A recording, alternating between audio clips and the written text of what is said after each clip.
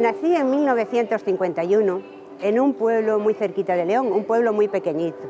Mi niñez fue muy feliz, con muchas carencias materiales, porque en aquella época poco había. En un momento dado decido irme a Barcelona. Empecé a trabajar en una fábrica de gafas. Las condiciones laborales eran muy duras, y para las mujeres más, porque ganábamos mucho menos con el mismo trabajo. El día que voté la Constitución fue como una explosión de libertad, de alegría. Yo pensaba que, más que la libertad, fíjate, valoré la independencia de la mujer. Porque las mujeres no valíamos, no éramos nada. Que no podías ni tener una cuenta corriente a tu nombre, que tú heredabas de tus padres, de tus abuelos, y si te casabas se lo quedaba el marido.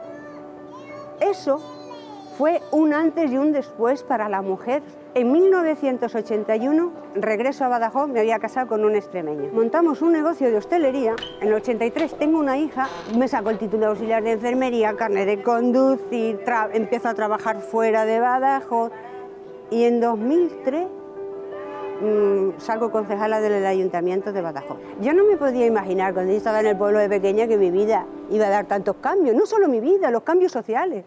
He vivido una época de velocidad, de cambios vertiginosos.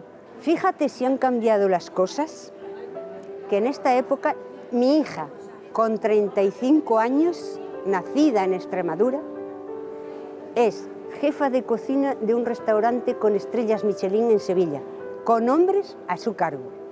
En mi época eso ni de broma.